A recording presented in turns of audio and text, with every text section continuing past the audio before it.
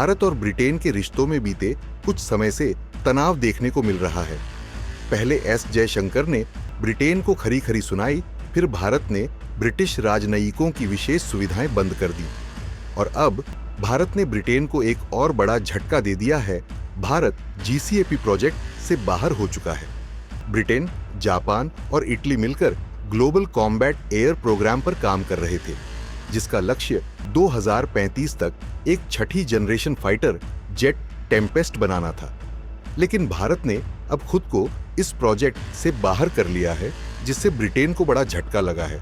सबसे पहले जानते हैं जीसीएपी प्रोजेक्ट क्या है।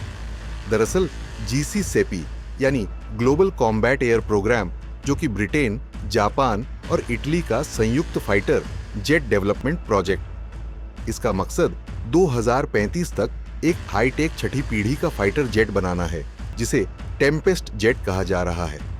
टेम्पेस्ट जेट की खासियतों की बात करें तो ये एआई यानी आर्टिफिशियल इंटेलिजेंस आधारित कॉम्बैट सिस्टम है, फ्यूचरिस्टिक वेपन टेक्नोलॉजी से लैस है, स्टील्थ डिजाइन और हाइपरसोनिक मिसाइल लॉन्च करने की क्षमता रखता है। इस प्रोजेक्ट को पूरा करने के लिए ब्रिटेन को भारी फंडिंग और आधुनिक तकनीक की जरूरत थी। इसी वजह से ब्रिटेन भारत और जापान की मदद चाहता था। जब 2018 में टेम्पेस्ट प्रोजेक्ट शुरू हुआ था, तब भारत इस पर विचार कर रहा था, लेकिन अब परिस्थितियां बदल चुकी हैं। भारत के पास अब तेजस, राफेल और अपग्रेडेड सुखोई जैसे बेहतरीन फाइटर जेट्स हैं। इसके अलावा भारत अब अपने छठे जनरेशन फाइटर जेट एमका पर तेजी से काम कर रहा है। चलिए जानते हैं एमका फाइटर जेट क्यों खास है। दरअसल स्वदेशी एआई और स्टील्थ तकनीक है, हाइपरसोनिक वेपन सिस्टम है, भारत का पहला छठी जनरेशन फाइटर जेट है। ब्रिटेन को भारत की एआई तकनीक चाहिए थी, लेकिन भारत ने फैसला किया कि अपनी तकनीक विदेश में बांटने से बेहतर है कि इसे अपने ही प्रोजेक्ट में इस्तेमाल किया जाए। हाल ही में ब्रिटेन में खालिस्तानी गतिविधियों को लेकर भारत ने कड़ा रुख अपनाया है।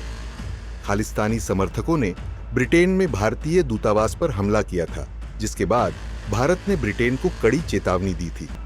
भारत ने ब्रिटिश राजनयिकों को मिलने वाली वीआईपी सुविधाएं बंद कर दी। भारतीय विदेश मंत्री ने कहा कि ब्रिटेन भारत के आंतरिक मामलों में दखल देना बंद करे। इस राजनीतिक तनाव का असर रक्षा समझौतों पर भी पड़ा है और भारत ने जीसीएपी से बाहर होने का फैसला कर लिया।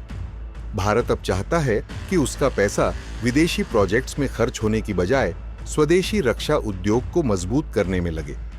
भारत अब खुद के फाइटर जेट बनाएगा। मेक इन इंडिया के तहत घरेलू रक्षा कंपनियों को प्राथमिकता मिलेगी। विदेशी रक्षा कंपनियों पर निर्भरता कम होगी। सवाल ये है कि ब्रिटेन के लिए क्यों बड़ा झटका है ये फैसला। दरअसल ब्रिटेन को उम्मीद थी कि भारत इस प्रोजेक्ट में शामिल होकर अपनी एआई तकनीक और पैसा निवेश करेगा, लेकिन भारत के बाहर होने से अब ब्रिटेन को भारी नुकसान झेलना पड़ सकता है। भारत से पैसा न मिलने के कारण प्रोजेक्ट में देरी हो सकती है। भारत की एआई और स्टील टेक्नोलॉजी के बिना टेम्पेस्ट की क्षमता कम हो सकती है। अब ब्रिटेन को जापान या अन्य देशों से मदद लेनी होगी। सवाल ये है कि क्या भारत का फैसला सही है। दरअसल इस फैसले से साफ हो गया कि भारत अब रक्षा क्षेत्र में आत्मनिर्भर बनना चाहता है। ब्रिटेन, फ्रांस, अमेरिका जैसे देशों से लड़ाकू विमान खरीदने के बजाय भारत खुद अपने फाइटर जेट बनाएगा। एमका प्रोजेक्ट पर ज्यादा ध्यान दिया जाएगा। भारत की तकनीक भारत में ही रहेगी। ब्रिटेन पर निर्भरता खत्म होगी। भारत का यह फैसला मेक इन इंडिया और आत्मनिर्भर भारत मिशन को और मजबूत करेगा।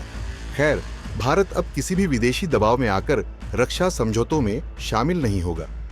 जीसीएपी से बाहर होने का फैसला एक संकेत है कि भारत अब खुद को डिफेंस सुपर पावर बनाने की राह पर है।